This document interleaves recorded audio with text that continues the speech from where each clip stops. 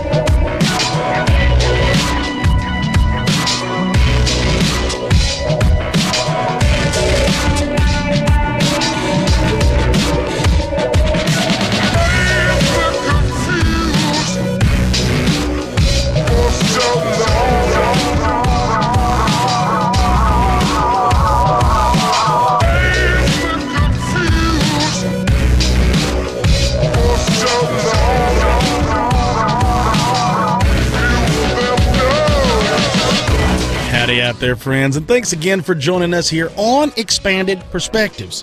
I'm Cam Hale, and as always, joining me here in the studio, it's mi amigo, it's Mario, it's Filio, Kyle Filson, sitting across the table from me, and he's wearing his, now what do we call these? There's a lot of people call them different things, toboggans, toques, what is this? He's got his Dallas Stars cover on that he's got over there. What? You went to Canada. What are the Canadians? Do they have a name for it? I think they call them toboggans. Is it all toboggans? That's what I think. That's what I was taught. But my family is from New Jersey and New York, so that's Yankee talk. But that's the way I was brought up. Yeah, I don't know, but I like people call them Scullies, I think. Yeah. People have all kinds of different names. Yeah, it looks good, though. He's representing the Dallas Stars, which they're off to a little bit of a rocky start. They played good last night against Colorado. They played real good. They won 3-0. But yeah, they're pretty even. They're like 10-10. How did you feel when your favorite player helped score 6-2 on them just the other night? Who are you talking about? Sidney Crosby. I watched him. He was breaking them off. Oh, my God. I am not a Sidney Crosby fan. My favorite player is Steve Yzerman. I know he's retired, but that's always my favorite. No, I'm not a big fan of the Pittsburgh Penguins. Here we go. I like the Dallas Stars. I used to be a big Red Wings fan, but that was years ago. Before, when I was a kid, we didn't have a hockey team. Yeah, so I used to watch all the Red Wings games. That's how I became an Yzerman fan. Yeah, and then in like '93 when the Stars came here, of course, you become a hometown, supporter of the team. Yeah, and then we won the cup. Yeah, we did. I wish we would get back there. It's going to be a while. It looks like on paper we have a pretty good chance, but doesn't seem like they've been playing too well. Moving on, man. What did you find for us here in the news? Y'all, I've got some crazy stuff. First of all, we're going to have to touch base on some crazy stories we're going to get into with this whole thing. Now, when I say crazy stories, I mean some wild sightings. We all love them. We all love the idea, and we all wish that we would have some wild sightings. I know I do. I know Kyle does. We always talk about it. Man, I'd like to see something crazy like that. There was a fella called in named John. He lives in Miami, Florida. He called in to Coast back on November 20th. And I want you to listen to this. He says this: back in February, I saw what looked like a large monkey about 7 feet tall or so. 7 feet tall? Now let this. And I was able to call the zoo and give a description to them on the tape. And I was trying to get the Department of Natural Resources for the state to warn them that this thing was running around. It was around for a couple of hours that night. This was in the downtown area, believe it or not. But this was kind of like a wilderness area near the river. He goes on to say that in Florida, in Miami, I didn't smell anything. I eventually got within 20 feet of the thing and tried to get a picture. And it says, like he said, my camera failed. It wouldn't work. So he's trying to take a picture. He couldn't get his picture to work. He says, I just couldn't get a picture.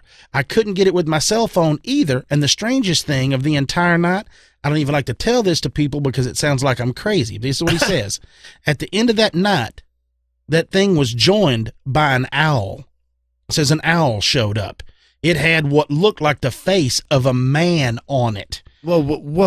Yeah, the owl had the face of a man on it. And this 7-foot-tall monkey is practicing falconry. Yeah. That's what you're telling me? Yeah. He's got him one with him, yeah. Have you ever seen how strong a monkey is? I mean, why would you ever get within 20 feet of one that's 7 foot tall? A 7-foot-tall one. With an owl. You got an owl. Yeah. It's gonna tear out my eyes, and then it's going to tear me to pieces. Yeah. He says, I've had nightmares about this since. Yeah. I couldn't believe I saw something that way, but I did. I wished I could have gotten it on film. Says this, and they both more or less went toward the ground, and they both just dissolved. He said, it's like they just evaporated. I couldn't believe it. I couldn't believe what I saw. He said, I can't believe it either. He said, I had 2 cups of coffee at the beginning of the night, so I knew I was well aware of what was going on. Yeah, I think there was more than caffeine in that coffee, Makes you wonder, right? Makes you wonder. That is an incredible sighting. I mean, what could you mistaken that for? Man, I have no idea. You know, there's nothing, you don't misidentify that, right? No. That's out. Okay, now get a load of this. Here's one that instantly when I saw this, I'm like, you're going to love this. Stan Gordon, and this comes. Now, a lot of these stories come from Phantoms and Monsters. Lon gets these guys dumping stuff on him like crazy. Yeah. All these stories. You're going to love this one. This comes from Uniontown, Pennsylvania, back in August of 2000. It says 5 witnesses observed what they described as an alien glide across a field. The witnesses described the being as being about 5 feet tall with long, slender extremities. Okay, we've all heard that, right? Yeah. It carried a brown staff about 5 feet long. You shall not pass. Yeah, right? It says it was observed for about a minute from a distance of 250 feet. No apparent disturbances to the area around the being were reported. The creature appeared to glide about 6 inches above the ground, according to witnesses. They also state that weather conditions were cool and clear with no wind. Now, no sounds were reported, and witnesses commented on it seemingly abnormally quiet at the time. So, which is just like the fella in Miami just discussed. Yeah. No sound. That Oz effect thing we talk about. They say that crickets and other normal background noises were absent. Yeah. That says the witnesses lost sight of the being when they drove a short distance up the road to an area which they thought would offer a better view, only about 75 to 100 feet from where it was last seen. A small knoll obstructed their view as they drove. When they got to the closer location, poof, it was gone. The witnesses returned home after the encounter, and they've reported no serious effects from their sighting. But this is what all 3 of them did claim that they were very tired the next day, which could be an adrenaline dump. It could have come from whatever. But still, a gliding alien with a bow staff. That's crazy. As it's working its kung fu magic up there in the hills, right? Yeah, I like that. Now, this one is you're really going to enjoy.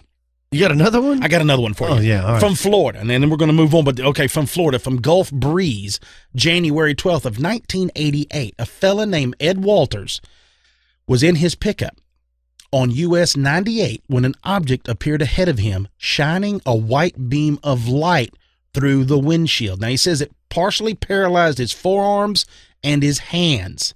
So how terrifying would that be if somebody could hit you with a flashlight and your hands quit working? Yeah.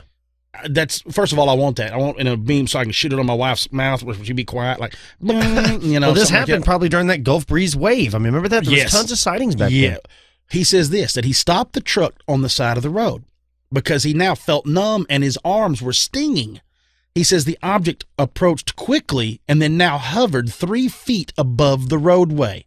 Says the witness was able to grab his shotgun and he exited the truck, attempting to crawl underneath it. Yeah. He says at this point, the object got brighter and came closer. Says the witness again hit on the back of his legs by that white beam of light. Says the object now began rotating and a blue beam of light appeared underneath it. Says the beam apparently deposited, get a load of this now, not 1 or 2, but 5 small beings on the roadway. says that all of them wore some type of shield-like coverings and had large black oval eyes and were carrying not staves this time, but glowing rods. Yeah, man, that seems to be a thing we've been talking about on several episodes in a row, where the sightings are always carrying these rods. Remember, the rods is what like knocks you unconscious. You're right. And brings you back. Says the beings now walked towards the witness, who then managed to crawl back into the truck, somehow got it to start, and took off from the area. Got out of there. So it didn't affect the vehicle. Yeah. But it did, he's like, my legs weren't working right, my hands weren't working right. I'm sure there was, bodily fluids all in my pants at that point. If it had happened, dude, I'd had to turn the shotgun on myself. Yeah, that's exactly what I did. It's like, no, but I just love all these crazy accounts. But the little small beings, I wish it would have said the height, because in my mind, I'm not picturing 3-footers. I'm picturing like, 10 inches. I'm thinking tiny. Like small. Yeah. Yeah. I don't know if it is, I'm sure it's what they mean is the typical gray sighting, but for some reason, the small soldier kind of stuff is what gets me going. I'm like, ah. Well, speaking of small and creepy, Cam, get ready for cyborg beetles. Oh, well, hey, we got to have something to replace the dung beetle downfall, if there is such a thing. Real insects that are controlled just like robots. Now, Motherboard traveled to Singapore to meet with a Dr. Hirotaka Sato. Who? Hirotaka Sato, who's an aerospace engineer at Nanyang Technological University. And Sato and his team are turning live beetles into cyborgs by electrically controlling their motor functions. I think of that roach on The Fifth Element. Right, yeah. That's what I think of every time. Yeah, right. It says, having studied the beetle's muscle configuration, neural networks, and leg control, the researchers wired the insects so that they can be controlled by a switchboard. In doing so, the researchers could manipulate the different walking gaits, speeds, flying direction, and other forms of motion. Essentially, these beetles became like robots with no control over their own motor functioning.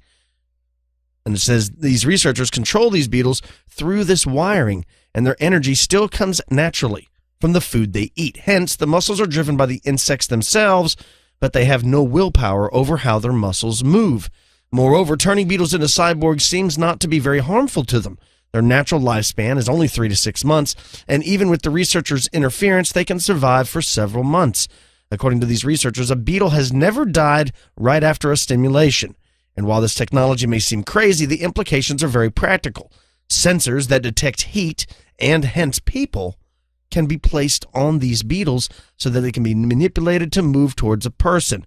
This can be helpful when searching for someone, such as in a criminal investigation or finding a terrorist. These researchers have very serious plans for what they're going to be using this for. They also said it can be used to save people. Like, say there's an earthquake or a large land mudslide or something, and people become trapped in rubble. Well, you can get one of those little tiny beetles to go through really small cracks and to tell if someone's still alive or not, because they can detect heat or whatever. Just like shake out a whole big bucket of them, and then they just spread out all in the rubble to find people. Yeah, so this is kind of these aren't robotic beetles. These are real living beetles that they've somehow biohacked, and now they're controlling them like a remote control robot beetle, but it's really still a live beetle. I mean, so you might be like, now you might think that's a housefly. It could be a rigged housefly spying on you. A biohacked fly. Yeah, this is really creepy the way the technology is moving. For sure. Well, even that, we had covered a while back about the snakes or the worms and things that were actually, though, a cyborg. They were cybernetic and things that you could put in, and we had talked about it. I love how everything is sold by, well, if there's a big natural disaster, that's the reason we need this. Yeah. I'm like, come on, man. Yeah. Who you think you lied to? If there's a big natural disaster, why is there? Oh, okay. So now there's beetles, and like you said, there's houseflies and snakes and all that. How easy would it be? It always makes me think back to what Nick was talking about when they tried to take those cats and wire them up for infrasound. Remember they did all that? Yeah. It's the same thing. It's the same thing. They're going to be biohacking birds because they just fly and land in trees, and then they're eavesdropping on our enemies. I mean, you got to think of all that. That's the old days of two GI men sitting in a car and just scoping out a place. Yeah. I mean, that's over. Or the guys that dress up like a fake plumber and there's a plumbing van parked, What movie are you watching? Are you watching that off one of those channels you shouldn't be on? You don't ever see those? Where they're always like spying on people. They're always in like the generic like plumber's van. Yeah, right. And those days are over. You're going to actually have a bird. You're going to have a beetle. You're going to have a rabbit. And then you can control it. Not only is it small, but you can control it. Yeah. How wild is that? Like, man, why is this? I'm making people paranoid already. Man, that squirrel's been looking at me for 2 hours. Looking at me all funny like, yeah. That's coming. It is. It's coming. Well, in celebration of who we got to chit-chat with today, I'm going to be talking a little bit right quick about some more UFO sightings, folks. Yeah, please. Our homie, Roger Marsh, over there at Open Minds, posted this. This actually took place October 13th of this year. A Wisconsin witness there at Medford reported seeing a hovering sphere in the night and that it split into 3 spheres before turning completely off. Whoa. Yeah. Everybody got their pens and papers. Case number 79892. This took place in a national forest area around 7 p.m. This is what it cited. This was our 4th night at the campground, and the first night since we had been there that the sky was clear. I had noticed a bright white sphere in the eastern sky, and I'd been trying to figure out what it was. It was too big for a star, and I thought that it might be a planet. All of a sudden, it started to move, slowly at first and then faster. I told my friend what I was seeing, as my friend is blind. It was moving south to southeast, and had become obscured by some evergreen trees. Now, Roger writes that the witness goes on and ran from a picnic table down some steps to a dock on the campground to get a better view of this object that was, of course, moving south, but the object could not be seen. It says then back at the picnic table area, the witness again saw the sphere. He says this, while I was describing the sphere and scrambling to find a camera or a video recorder, the sphere split, forming 2 spheres. When it split, it appeared as though the new sphere dripped off of the original, which we've heard this numerous times, right? Yeah. Mm-hmm. Now it says that these spheres were originally aligned vertically, and then the lower one moved upward to be aligned horizontally. And that once the spheres were aligned horizontally, one of the spheres split again, and they were now 3 aligned horizontally. Wow. It says that he noticed, the witness, that they changed in size when they split. He said each time there was a split, they became smaller, which would it's making sense. It's like it's peeling away. So it's not like it's dropping a drone. No. It's the same size as the other. And the description of it looked like it's melting or dripping. That's come out in so many cases. Yeah. I mean, even that supposed fragment me and you held. Where we all got the walking pneumonia? The guy was driving down the road and he said it looked like something was dripping off. Yes. And when he went out there, that's what he found. I know it's crazy, but it's very similar. Yeah. Well, he says that they were all bright white, and that the 2 spheres on either side just seemed to turn off, leaving the one on in the middle. And the sphere in the middle began to change colors, like cycling through white to red-orange. And then the witness describes that this continued for about a minute, and then it just turned off. It says the original sphere was slightly bigger than a BB held at arm's length, and it was oriented approximately 45 degrees above the horizon. So that kind of gives you an idea of how far away he was from it, if it was up there like that. Now, he says that he couldn't estimate how far away he was. Okay, so you're thinking about holding a BB out there. It could have been right there. So you really don't get a good eyesight as far as the size. But he says that since I'm not familiar with the area, he says that I don't have an estimate of how far away the object might have been from the campground. Says the object didn't make any noise, and I didn't see anything like an exhaust trail.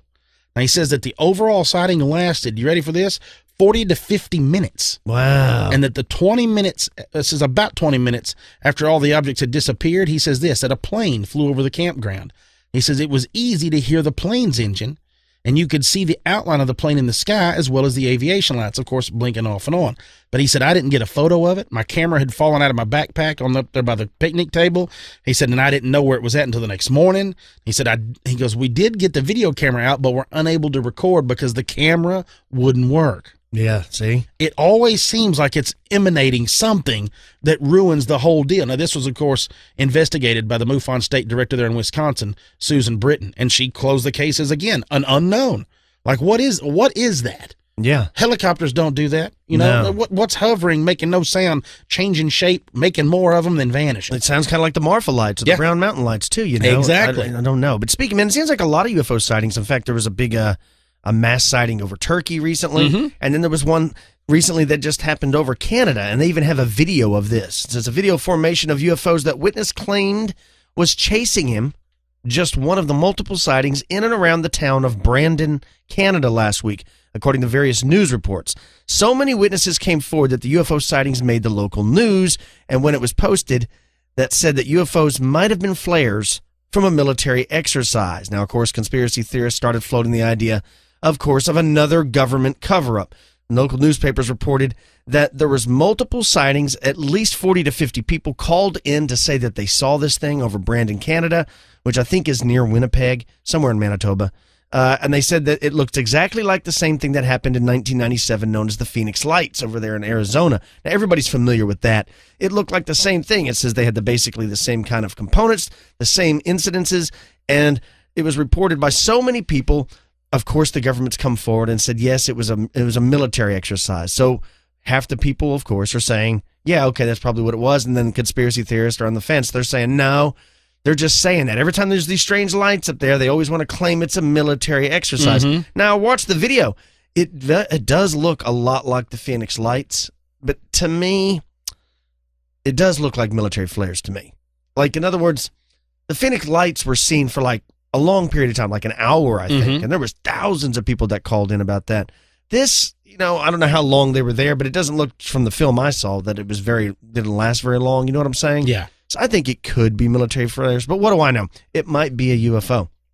Seems like there's a lot of activity going on, and they even claim that in that area is kind of known as a Canadian UFO hotspot. Mm-hmm. There's lots of sightings in that area. But sticking with UFOs, the guest we have on today's show has just written a book called Somewhere in the Skies. He's a friend of the show, Ryan Sprague. If you're not familiar with his work, he's a professional playwright and screenwriter who lives in New York City. He's also an investigative journalist specializing, of course, in the topic of UFOs. He's written for numerous publications, including Open Minds Magazine, Phenomena Magazine, UFO Truth Magazine, and he speaks at a lot of the UFO conferences and stuff around. He's been featured on ABC News, Fox News, the Science Channel, and he was actually recently on the Travel Channel's Mysteries at the Museum. And, of course, he's a co-host of a friend of ours, the podcast known as Into the Fray with Shannon LeGros, Sam Sheeran, and, of course, Ryan. He also does another podcast called UFO Mod Pod. Now, I'm not familiar with that show, but Ryan's a great guy. And, in fact, he reached out to me weeks ago about coming on about this book before it was even out.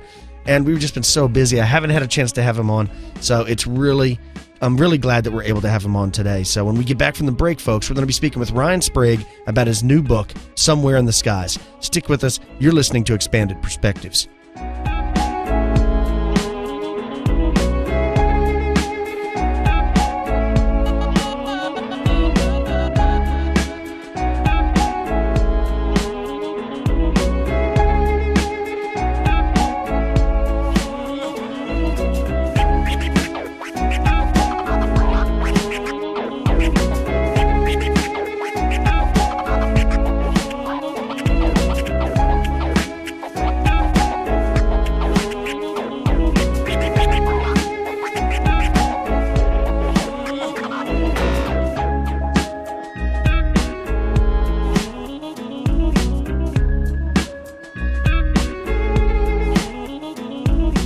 All right, ladies and gentlemen, we got a spectacular guest this afternoon that's going to be speaking to us about his new book, Somewhere in the Skies.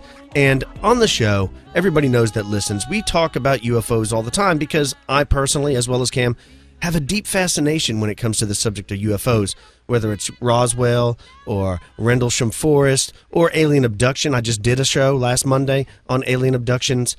Ryan's new book is very interesting, and he's approached it in a new way. If you listen to our show and listen to the interviews we do, we try to have guests on that not only write about the subjects we're interested in, but approach it in a new way. And that's what he's done, is he's talking about he's collected a massive amount of UFO sightings that all these people have had, whether they're military pilots, whether they're just normal people, and also people that have been abducted by aliens. And what we take away from them is the experiences they have and how it's changed their beliefs on everything they've had just by seeing some of these things. And so I'd like to welcome Ryan Sprague. How are you doing, Ryan? So good. Thank you so much for having me, guys. It's definitely an honor. Yeah, man. I really enjoyed your book. Like I said, you sent it over. We read about it. I had seen when it was coming out for weeks before it actually had dropped. Now, Richard Dolan, he's your publisher, right? That's correct. Yeah, I saw him, messaging out on the social media and stuff about it. So I got excited. I was like, "Ooh, I want to see what he has to say." And of course, you sent it over. We read it, and I told Cam, I was like, "You got to check this out." Cam read it, and I guess to start the interview off, you had an experience yourself. When did that take place? And can you give the audience some idea what you experienced? Absolutely. Yeah. The origin story, right? Mm-hmm. Yeah. That's what everybody's always like, what got you into it? So here we go. Yeah. You got to. You got to ease into it. So yeah, I did have a UFO sighting when I was 12 years old. This was in 1995. And I was on a weekend getaway with my parents to the St. Lawrence River, which it runs all through upstate New York and sort of separates the New York border from Canada. So I was an avid fisher, guys. I'd been doing it since I was even younger than 12, and I loved doing it at night. So I would go out on the dock at the hotel we were staying at for this weekend getaway. I had my Discman and my headphones on. I was listening to Dookie, the Green Day album. I actually remember that till this day. And I was reeling my line in, and I noticed these 3 white lights reflecting in the water. So, naturally I look up. I'm expecting to see a plane whizzing by, and I'd say probably about 300 feet up maybe, there is this triangular formation with 3 distinct white lights, and there's a fuzzy orange, kind of reddish sphere in the center. Now, I couldn't see any type of structure, but I also could not see the stars behind it. So, it had to be some sort of triangular craft, at least. That's kind of what I assumed. So, I start flipping out. I rip my headphones off. My Discman goes flying, and I expect to hear this thing, right? But there's nothing. It's just complete silence, and all I could hear was the water hitting the dock, and I could feel this. I described it before as almost like when you're at a rock concert and you're right next to that amp and you can feel it thumping in your chest. It was this vibration running down my ears, my neck, and like I said, into my chest and my stomach. So I'm frozen there for a minute, just watching this thing float above me, and then it starts to drift, away from me over the water towards the Canadian border. So I start yelling for my dad to come out to look at this thing. He's inside watching a Yankees game, so there's no getting him away from that. So I do jet into the hotel room for a second. I grab him to come out, and he did see the tail end of this thing as it was leaving. So I knew I wasn't just seeing things. He assumed it was a plane. It disappeared out of sight. And to this day, I still feel like whatever this thing was, that it actually went into the water. Again, that might have been my perception at the time, the angle of which I saw it, but I could have sworn this thing went into the water. But yeah, man, I was terrified. I became obsessed with UFOs after that, sort of that cliche. I took out book after book about it. I started writing essays to myself, interviewing people in my hometown of Syracuse, New York, and kind of just snowballed from there. Man, that's incredible. And what's interesting I found when I was reading the account is your sighting is so much like so many others, where we talk about it on the show, we joke about it all the time. It seemed like back when Kenneth Arnold first had his sighting, it was a flying saucer, literally looked like a disc. And then later it seems that they started looking more like cigars. And then at some point, everybody started seeing these black triangles, and it's exactly like what you're talking about, a black triangle with white lights on each tip and then a red light in the center. And then also some of the newer ones, it seems like they're almost giant chevrons. And yes, so that does seem, I mean, that's odd. Is this different types of extraterrestrials that are visiting, or is this something that's manufactured here on Earth by some breakaway society or our government? And just like they do with all military aircraft, I mean, in the 60s, they were flying F-4 Phantoms, and then they moved into, F-14s and F-15s and F-16s, and now they're using F-18s and of course, F-35s, whatever. But they, as time goes on, they're getting better at building this technology. I don't know, but you've amassed a ton of sightings, and lots of books have done that, but what you take away from those sightings is the human angle, what people experienced when they saw this and how it changed them. Could you tell us any interesting sightings or some of your favorites from the book that you were able to uncover? Absolutely. There's one UFO sighting in particular that I kept coming back to. And this guy came to me really early on in my interviewing process. This was a gentleman named Scott, who was a retired radioman, first class for the Coast Guard. He's also a retired postal service worker. And he had a sighting in 1974 in Cuyahoga Falls, Ohio. And he was at a drive-in movie theater with a friend of his. You know, they were sort of just passing the summer night away, seeing a movie, having a couple beers, maybe pick up a girl or two, you know, typical thing guys did. And he and his friend, they're waiting for the movie to start, and they notice over the movie screen there's this object just, you know, starting to come in over the parking lot. And he described this thing as solid black and chevron shaped, like you said earlier, and it was making no noise. They had their windows down, they couldn't hear anything, movie hadn't started yet. So he and the friend, they get out of the car, you know, they want to know what the heck's going on. And they watch as the thing starts to coast over the parking lot. And at this point, everyone's getting out of their cars, just staring up at this thing. And then some people were trying to start their cars to get out of there, but nobody's cars would start. And we've heard this a lot of times before with a lot of these sightings, that they do have some sort of electromagnetic effect on cars below or equipment used. And at this point, the thing's directly above them. And Scott, he remembers feeling like time kind of slowed down and everything around him was hazy and just very weird. And, you know, as the thing starts to float away, he remembers feeling normal again, and people's cars started to start up again. And the weirdest thing about this, guys, was after it disappeared out of sight, Scott goes to use the restroom. That was his immediate reaction, and nobody in the whole parking lot was talking about what just happened. They're all just dazed and, you know, acting like nothing had just happened. And Scott can't remember anything that happened in those moments. He gets back in his car, they watch the movie in its entirety, and everyone just leaves. And he doesn't speak about it, he or his friend, on the whole car ride home. So yeah, I caught up with Scott some years later, and he said that the only reason he remembered this sighting was that he had a trigger event. He saw a UFO book in a store, and it brought back all these memories, you know, hit him like a ton of bricks. And, you know, how the air was super thick when this happened, and time slowed down, and all of these feelings started to really ball up in him. It really affected him, you know, it scared him. And to this day, he's still trying to find that friend who was in the car with him so that he had some sort of corroboration on just exactly what they saw. And he also questions why the thing was so obvious, so blatant at being seen.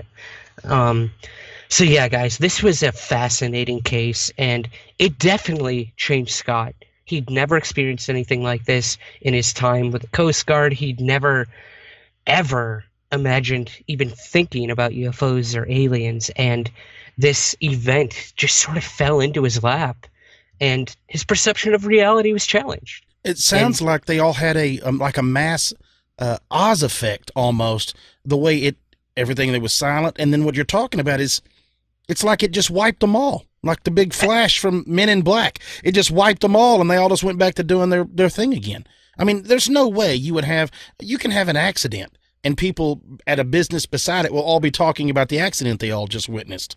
Everybody there witnesses this, and yet nobody's talking about it. Yeah, I remember this story in the book. I'm glad you brought that one up.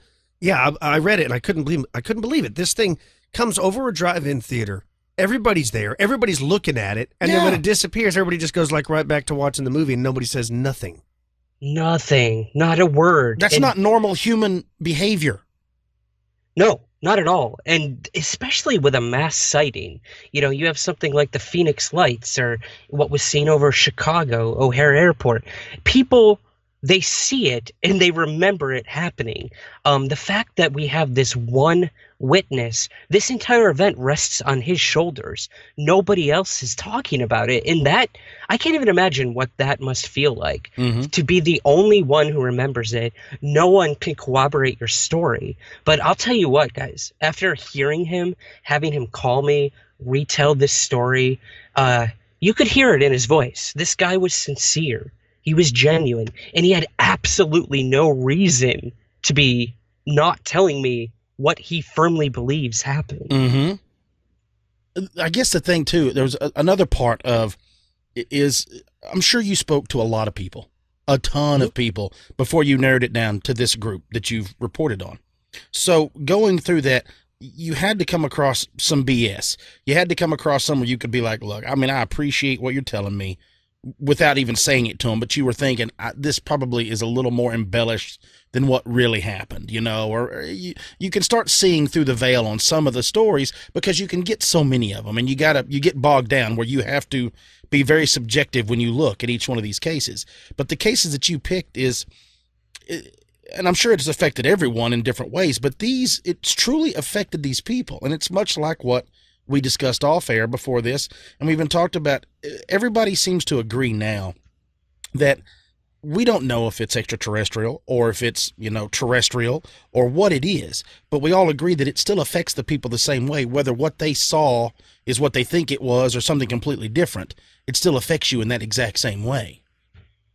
Yeah. It brings to light so much of humanity, guys, that I feel often gets overshadowed when we hear about UFO sightings. And that's really what, like you said, what the book is about.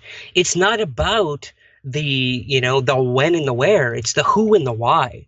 Who are these people who are having these sightings? Let's hear from them. Let's hear what they think happened, rather than have some quote unquote UFO researcher, which is a term I actually take a lot of contention with. My mentor Peter Robbins always told me, to be a ufologist, spin around 3 times, touch your nose, and you're done. And I understand that, and I even say in the intro of the book, I'm really not okay with that term, ufologist. What does that mean? Yes, I study the topic of UFOs, but when it comes down to it, I'm not a scientist. I'm not a psychologist. I'm not an anthropologist. I'm a relayer of stories. That's what I do. I'm a playwright here in New York City. That's my bread and butter. I create characters. So I wanted to sort of infuse that into this project, into my passion about UFOs, and focus on those people and what they think is going on and why these events may have happened to them. Well, and there's another thing in the book that I found interesting is most of the stories that you reported on were in March, April, and May. So it's in the springtime. And I was like, man, that's a really strange little thing. The way it comes in is you start looking at it, just like we talked about before. Kyle and I've always discussed the ties in and stuff like missing 411 and things like that. You start looking at this a different way and you're like, man, it sure is odd that a lot of that happens around that same time. Well, I was reading some of the accounts from Ryan's book, and I started noticing a pattern that everybody was smoking a cigarette when they saw this. And then quickly Cam was like, well, yeah, because that's when you would see one, because you're just looking out a window while you're driving, or you're standing outside taking a smoke break from work. And what are you going to do? Most of these happen before cell phones. You're going to look at the sky, and that's why you encounter these things. That's really interesting, man. I didn't notice that pattern. It's almost like a subconscious either pro or anti-tobacco ad. No, you go back, and throughout the first 5 chapters, almost, I would say 80% of the sightings, almost every one of them, the people were smoking a cigarette at the time. See, that's really cool because, again, there's things that readers of this book, and I'm not using this to pitch the book, but just to say that there are things that you're going to catch and you're going to connect with or find patterns with that I necessarily didn't mean to do. But that's the beauty of it. I wanted to find these everyday people having these experiences and then let the reader decide themselves. You know, I wasn't out to cast judgment on the people. I wanted to tell their story as accurate as I could and get it out there, man. Get conversations going. Absolutely. And that's what we're doing tonight. Yeah. Oh, well, yeah, for sure. There's so many in it. I guess it's the thing is because I've never been affected by something like this. You know, I wouldn't. It's funny because I know a lot of people, and you even mentioned it in one of the stories, it seems like people will turn to religion because it's the only thing that makes them feel comfortable lots of times when they have these encounters, is because they're like, this is something that I was raised, you know, in a religious home, and I was raised to believe this way. And then this happens and it shook everything that I thought was real and that I thought, you know, this is the way the world worked. It shook it completely out of them. And it seems like some people, it affects very negatively, some positively, but some also very negatively. Like it truly affects their life in a bad way. Now, do you have one of those that you can discuss? Oh, absolutely. I mean, you know, these definitely are not all space brother love and light stories. That is not a pattern I found. Human beings run a very interesting spectrum of how we perceive each other, events, and you know, there is that good and that bad energy, that implication to an event. And yeah, definitely there are those who don't think that this was for the better. I have a really interesting one. You bring up religion, and this chapter was actually called A Mother's Prayer. And this is one of the most dramatic stories I came across. And this was from a woman named Patty who lives in Michigan. And she had a really dramatic triangular UFO sighting back in 2006, in which she and one of her daughters, they witnessed a massive craft hovering just above their home. And Patty was heading out to walk her dogs, and right away she knew something was off. The dogs were not coming off the porch. Clearly something was out there. She didn't know what. That's when she looked up and saw this thing right above the home. And it stopped her dead in her tracks. She couldn't believe what she was seeing. So she starts yelling for her younger daughter, Jennifer, to come outside, you know, make sure she's not crazy. And Jennifer, she comes out, and both of them, they're just staring up at this thing. And it's slowly creeping closer until it is directly above them. And what was most interesting about this one, guys, is Patty, she heard a low humming or like a whooshing sound. So she asks Jennifer if she can hear it, and when she looks at her daughter, the daughter's covering her ears and telling her mom how unbearably loud the noise is. So they're having completely different experiences in terms of hearing this craft. And all while this is happening, Patty, she's starting to feel calm, collected, almost euphoric. And when I spoke to the daughter, she told me that she remembered being absolutely terrified. She felt in danger during the whole thing. So again, you have a mother and daughter perceiving this thing completely differently. So anyways, this triangle, it darts off at breakneck speed and it disappears. And some time passes, and she has another daughter, Jessica. One night she's getting ready for bed, and she's walking in the hallway of the house, and she sees this figure coming out of her younger sister's bedroom, and she assumes that it's her sister, you know, heading to bed. But when the figure came into sight, it was not her sister. She described this being to me as being about 3 feet tall. It had a disproportionately sized head, you know, very nondescript facial features, big black eyes. So right there, guys, you've got like your typical gray. So she then went to say that it had a robe on with a hood. So I don't know what to make of this. It's like an ancient monk gray of some sort, and it's just staring at her. And it slowly starts to move into her parents' room. So she freaks out, right? She sprints into her bedroom. She hides under the covers, and she just doesn't know what to do. And then she hears her mom's voice. So she takes the covers down, and the mom's coming into the room just to check on her. And behind the mom, she can see this being following, just looking at everything in the room. Again, she's petrified, frozen. She can't say anything. Mom kisses her on the forehead goodnight, and the thing follows the mom out of the room. So after this, guys, you've got such an escalation happening in terms of the triangle and then this being. So then both daughters start having nightmares about this being. And it just seems to be lingering in the back of their subconscious constantly. And then the entire family start having almost paranormal activity happening in their house. Things are getting shut off. Things are flying across the room. It's terrifying. These three women are literally living like a nightmare of strangeness happening.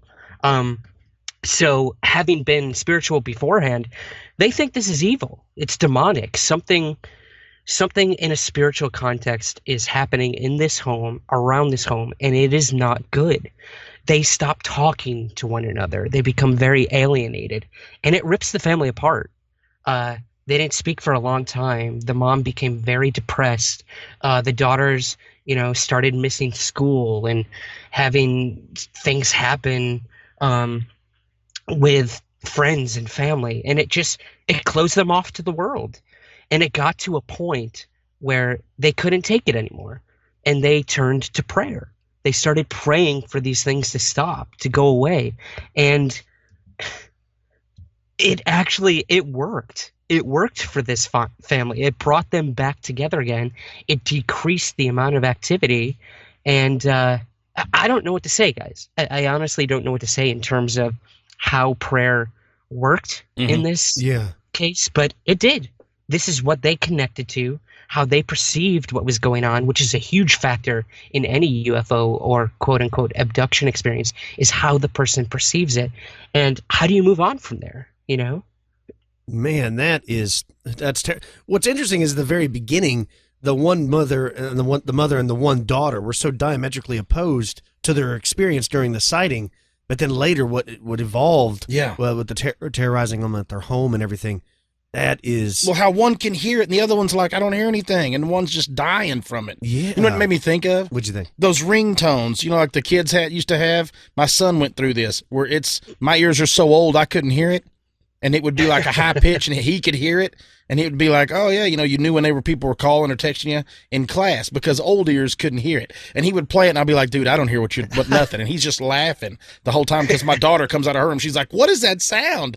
So that makes me think of it. It's like they're at a level. That's how they sneak up on us old people, is they come sliding in. Like, man, well, and let me ask you that with that story right there, Ryan. Let me ask you this, because we discuss often breakaway societies and the fact that some of these could very easily be ships from a breakaway society, somebody that's, and of course, now that's a unique term in itself. Because when you think about breakaway society, I always picture crazy Nazi bases in Antarctica or somewhere out in the middle, in like a hollow earth is what I always think of. And there's like guys with giant zeppelins and all this old school stuff. Right. I think of that, and I don't ever really put it down as the military industrial complex that has a group of people that's all they do. And that whole family, much like what we talk City 9 or Town 9 or whatever in Russia, these quiet little towns that are built that nobody comes really in and out of, that they don't speak of, and they're only built for certain things. Because there are towns out there around the world that are that way now, and people don't really know about these. But I always think of that. But how could this be a breakaway society type thing whenever they're seeing an alien gray or something almost demonic shows up to this house? That's a really good question, man. I mean, the whole term breakaway civilization, actually my publisher likes to take credit for that actual term. So, we'll give it to him. We'll definitely the D-man. We've set in the D-man in this, and he'll make your head hurt because it means I'll sit there and ask him questions, and I'm like, Richard, you're going to have to slow down, man, because look, you're going to have to talk real slow with me, use small words. Did you make my head hurt? Oh, I cannot even tell you about some of the overnight phone conversations we've had where I said, I quit. I'm done. I'm not doing this. I'm tapped out. But I'm tapped out. So a breakaway civilization. Let's sort of just look at that term. Some sort of, let's say, secret group with access to advanced technology, advanced science, and they just don't share it with the rest of the world. One scientific breakthrough leads to another and leads to another, so on. So the next thing you know, you got a separate group of humanity that is far beyond the rest of the world. Now, like you said, this may not have to do with the military-industrial complex. It very well could be a completely separate entity working with this extraterrestrial civilization. That's a very out there sort of theory. One that I simply don't have enough knowledge to even begin to break down. But it's fascinating that, and look at these triangular craft. They want to be seen. Whatever I saw in 1995 wanted to be seen.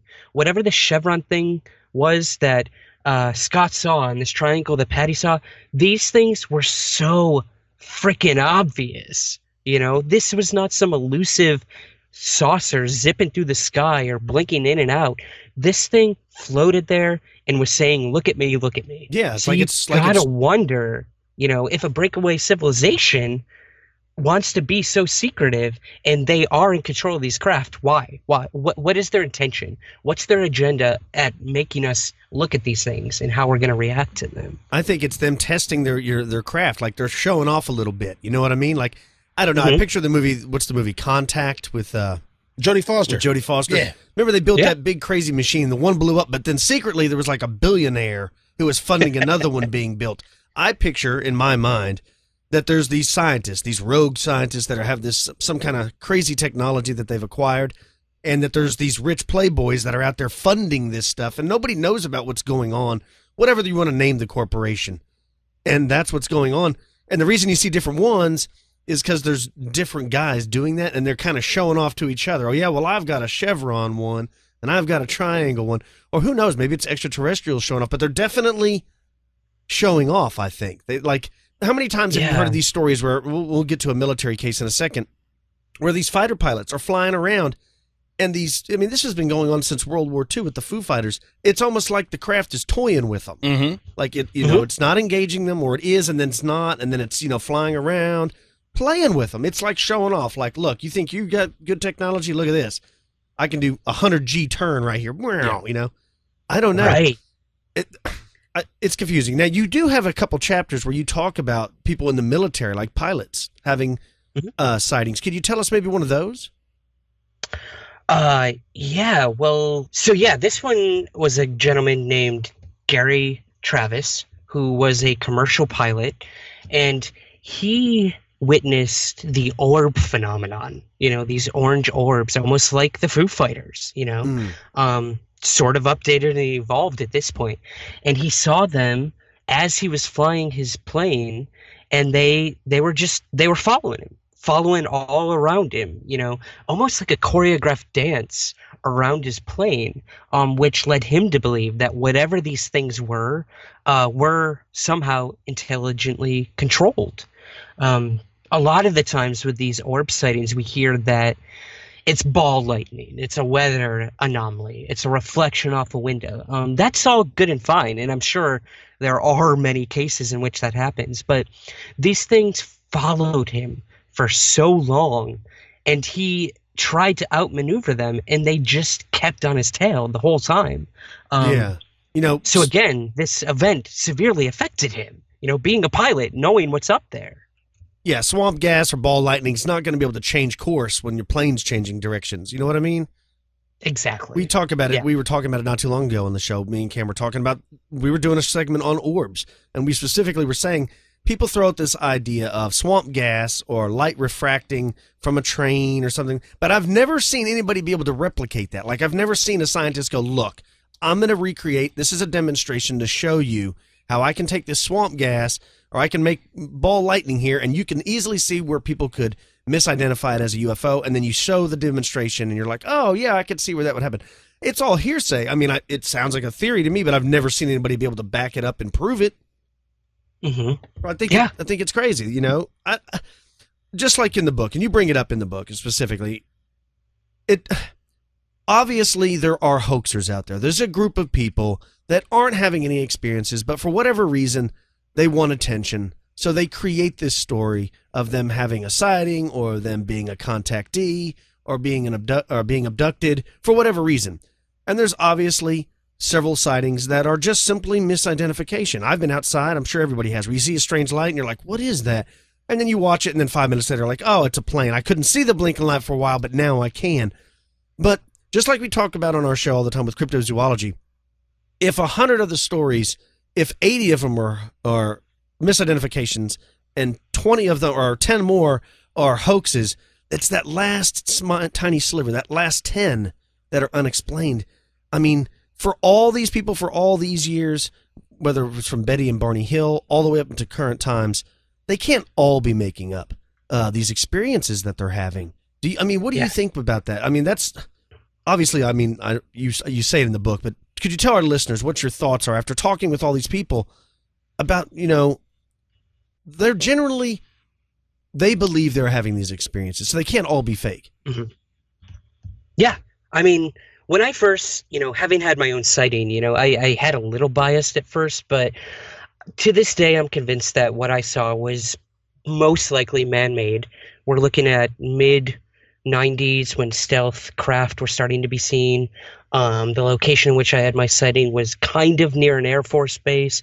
That aside, when I started getting deeper and deeper into this and hearing more about the experiencer aspect of all this, I was very skeptical. And I completely, I can admit this, say that I thought this was all in their heads. This was completely psychosomatic. These people were having sleep paralysis. They were having hypnagogic hallucinations.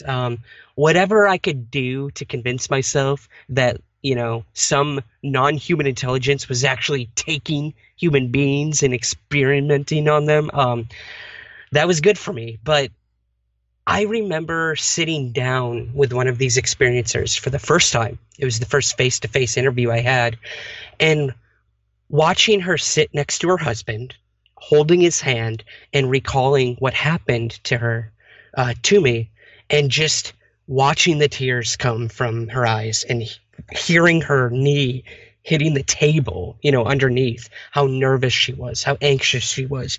And that was it for me, guys.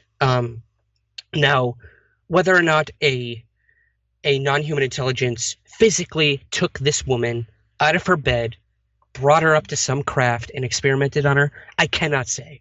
And I don't even know if she can say. But she has this vivid memory of this happening. And I'm not going to take that away from her. Absolutely not. And like you said earlier, guys, these people firmly believe these events have happened to them. Some of them think it happened in the subconscious. Some of them think it happened in the physical realm that we know as reality. And again, I'm not going to cast judgment on that. I'm going to let them tell their story to someone who's willing to listen. And that's what this sort of all comes down to, in my opinion. Nobody really hears the experiencers out. And I always feel a sense that they are the backbone of the hard data. If you want to look at ufology as a scientific method, as a scientific study, that's fine. We need that. That is essential to move us forward.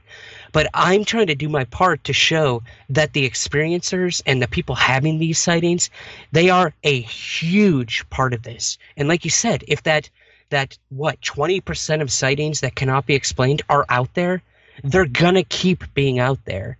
And we have to keep looking at those cases. I agree. I couldn't agree more. I mean, we do it on the show all the time, whether it's cryptozoology sightings, UFOs, whatever. It doesn't matter, like you were saying, if the woman was physically transported into a spacecraft or it was just in her mind, that they are somehow manipulating her mind.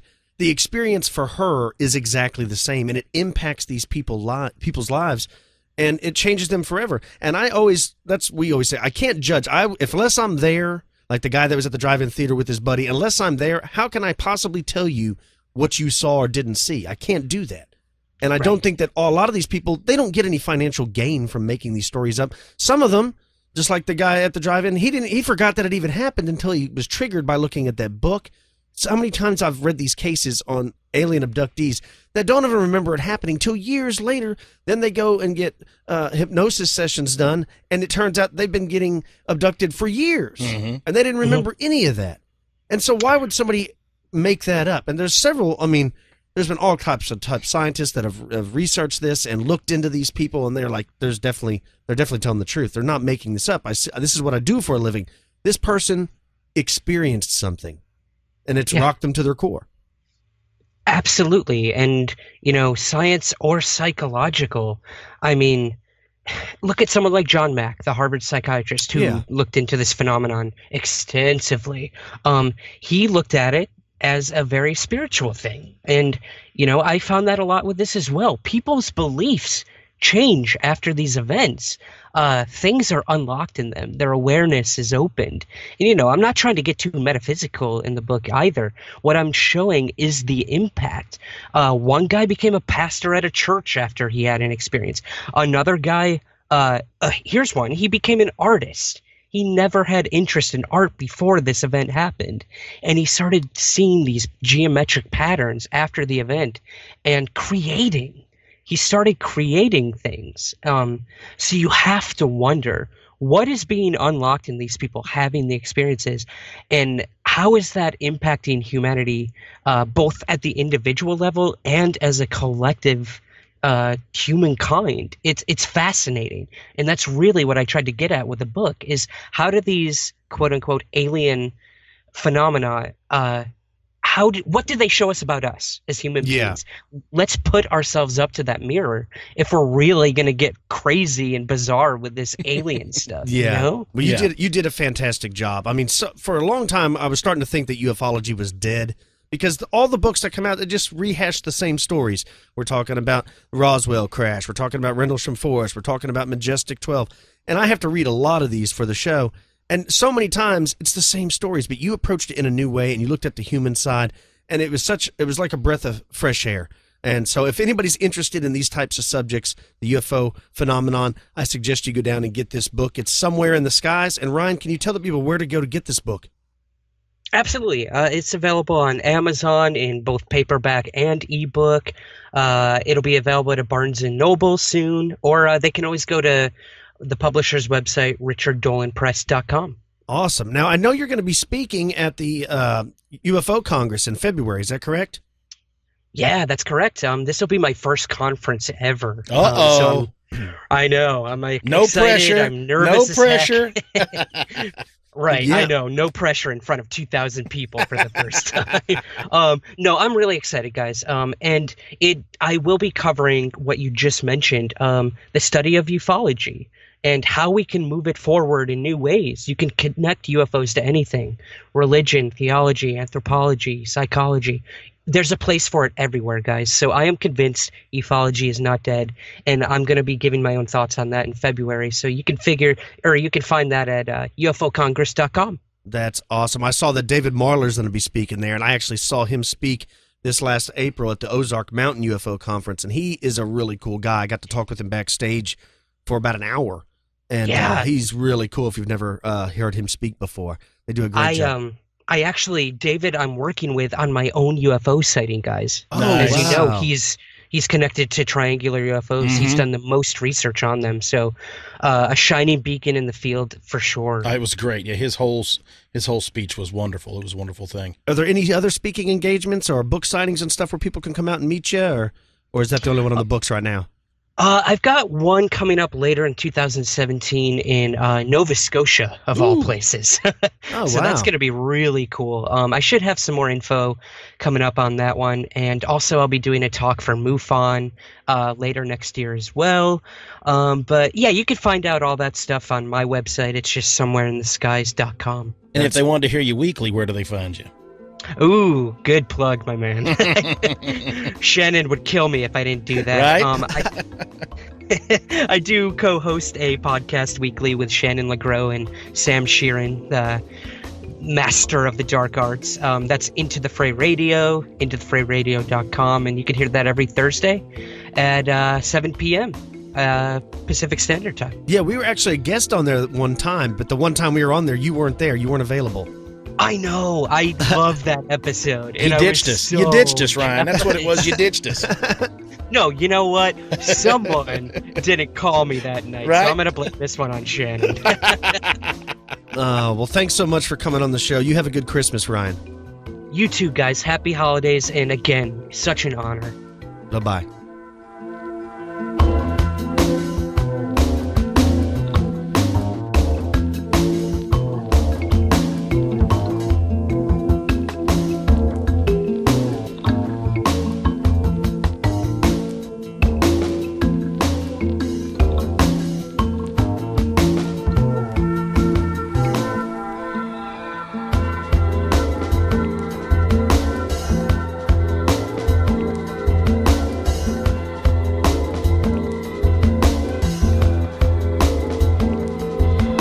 And we're back with Expanded Perspectives. A very interesting discussion with Ryan Sprague. We talked to him for a little bit on air. We actually spoke to him about an hour off air about lots of other things. And he's a great guy, man. And I really enjoyed his book because, like we brought up so many times during the interview, he really did come at it at a different angle. There's so many, I mean, we do this for a living, and there's so many books that we have to read, so many articles, that it does kind of get monotonous after a while of the same old things, So it's interesting when somebody like Ryan or like our friend Joshua Cutchin, when they come up with these new ways of talking about something that's familiar to us. And so I really like the book. I suggest everybody, if you have a loved one out there that's into UFOs or you yourself are into UFOs, Christmas is coming up. You should go out and get Somewhere in the Skies, A Human Approach to an Alien Phenomenon. And it's available at Richard Dolan Press. I think you can get on Amazon and stuff. I will put links to it in the show notes. Or you can visit Ryan's website, somewhereintheskies.com. Also, don't forget, like I said, he's on the podcast Into the Fray. And you can check him out over there. They do a show every week. Pretty cool. What did you think about the book? And what did you think about Ryan? Well, first of all, Ryan's a great guy. I love that guy. You can tell talking to Ryan, what I enjoyed the most is he's genuine about his care for these people and wanting to really get that. He's a lot of people we run into, you can tell they're writing a book just to be writing a book, you know, and you and I have even discussed it, and we've even been guilty of it. Is you just like, you know what, I want to write a book just so I can say I wrote a book. But what are you going to add? What are you really going to do? You know, I mean, I understand fiction, but the nonfiction book writing is different. And what he did was take something like you brought up, like what Joshua did. Is it something that nobody's really broke down and looked at and really wanted to break down how it's affected these people? And I don't know, I just enjoy different ideas than what everybody keeps rehashing and recovering and redoing. And I like the different take on it, the whole idea of this different stuff. I agree with you. And also, I mean, everybody knows that listens to the show that I'm not a big fan of, for whatever reason, water cryptids. I have never been a huge fan of UFOs. I've always been generally a little bit interested in them. But I don't know. I don't know what's happening to me. Slowly, over the last 4 or 5 months, I'm actually becoming more and more interested in this UFO phenomenon. I've been reading more. I catch myself reading more articles on it, reading more books on it. I think I've even done more segments on it. So I'm starting to get really interested in that. I'd like to talk real quick, Melman, about our sponsor, Gaia.com. When I was younger, I used to love the show Unsolved Mysteries. You remember that? With Robert Stack? And I used to also love In Search Of with, what's his name? Nimoy. Leonard Nimoy, yeah. Yeah, and another show that I used to watch all the time when I was younger. This was like in the 80s. It was Arthur C. Clarke's Mysterious World. You remember that show? Yeah, he was great. Yeah. Well, the reason I bring that up is because Gaia is re-airing those shows. You can get on there. Now, Arthur C. Clarke, remember, him and Stanley Kubrick wrote 2001: A Space Odyssey. Well, he's Sir Arthur C. Clarke. Don't forget, he was knighted. And all the episodes are on there. There's 13 episodes so far, and they're really interesting. They got one about the monsters of the deep. They got one about ancient wisdom. They got one titled The Missing Ape Man. They got one called Giants for the Gods, Monsters of the Lakes, The Great Siberian Explosion. I mean, on and on and on. They've even got one about dragons, dinosaurs, and giant snakes. And I've only watched a handful of them, but I used to remember that when I was a kid. And so I've been going back and watching those. If you're interested in that kind of thing, you can sign up at Gaia.com. I think it's $9.95 a month if you want to go month to month. They have other plans, 3-month plan and an annual plan. Of course, you get discounts for signing up. The longer the plan, the bigger the discount. If you sign up now, your first month is only 99 cents. And they've got over 7,000 other videos over there. not just series. They got documentaries. They got stuff on spiritual growth, ancient wisdom. Deep Space is another incredible series over there. I really like it. If you like Ancient Aliens, you'd probably like that. It's much like that. It's got guys like Nick Redfern, guys like that we have on the show all the time over there. Richard Dolan, he's on there. And very interesting. I really enjoy this streaming service. Well, it's funny that you bring up the deal with Arthur C. Clarke, because I remember when you talk about the giant snakes, it jogged my memory. Now, you and I have covered some of that in the past, but I always think of, there was a fella on there with the last name of Laird. His first name was Remy, and I can't remember. He was a Belgian pilot. That's what right, he was. In the Amazon, right? In the 50s, yeah. I want to say it was like 1959, almost not. But it was where he claimed he had taken the picture of that giant I've seen the snake photo. In the Congo. It was down in the Congo. In that region is where it was at. It's supposed to be like 50 feet long. And then he said that the head of the snake was 3 feet long and 2 feet wide. Yeah, and this was in the 50s, so this was before Photoshop and all that. I remember seeing that photograph as a kid. I think I was watching that television show. He said he circled it, yeah. And he came back, but he didn't want to get too low because it reared up. And he said it was like 10 foot off the ground. Man. He's like, he knew if he'd have got down too close, he thinks it could have got it. And I guess the thing with it, because it's on there, it's in that giant snake thing, is where I saw it on Arthur C. Clarke's deal. But it always makes me think back to, why would he make that up? You know, why would this guy go into making this stuff up? He was in the British Royal, like, he was a colonel.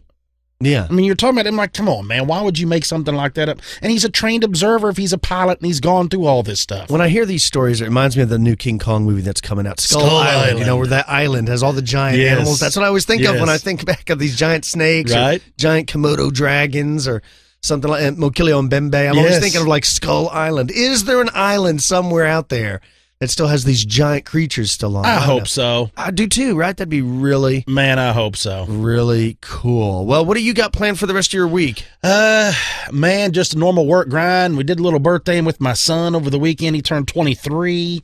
And just getting, you know, like I said a few shows ago, I'm kind of under the gun trying to get everything fitted in before all these breaks and all this stuff with our lab work and all that. So that's pretty much it. But nothing's too crazy. Everything's going great. The weather's great. Just having a good time. I mean, this is some fun time for us, you know, with all the family. And I like the cold. I like the food. I like all the jolliness. We're going to have a good time. I agree with you. What about y'all? What are y'all doing? I got a pretty busy week this week. Just trying to get everything wrapped up before the kids are out of school. They get out of school for like 2 whole weeks coming up. What do we got? Like, it's just like a week and a half, and then they're out. Yeah, so we got to get on that. I got to get all my work done before then. If you'd like to share your stories with Expanded Perspectives, you can email us at expandedperspectives@yahoo.com, or you can always call the show, 817-945-3828. And don't forget about Expanded Perspectives Elite. If you only listen to Expanded Perspectives, you're only listening to 50% of the shows. If you become an Elite member, you get to hear an additional show every Thursday or Friday, in addition to the Monday show. So you'll be getting twice as much. And if you join up now, you'll get access to the entire back catalog. There's over like 115 episodes over there now, and it's only $5 a month. You can go to the website, expandedperspectives.com. Go click on the tab, and signing up is easy. And the reason I bring this up is Christmas is coming up. I recently had a couple people email me wanting to know if they could buy an Elite subscription for someone else. That's a good idea. That's a really good someone else right there. Right? And the answer is yes, you can do that. So if you have a person in your life that's a really big fan of Expanded Perspectives, you can sign them up for Elite. And that'll probably be their favorite Christmas gift that they get for the season. That's what I'm going with. That's what I'm going with. All right. Well, I hope everybody has a good week. Take care. Be safe. For you Elite members, we'll be speaking to you on Thursday. For everybody else, we'll be speaking to you again next Monday. I'm Kyle Filson. He's Cam Hale. Peace, y'all.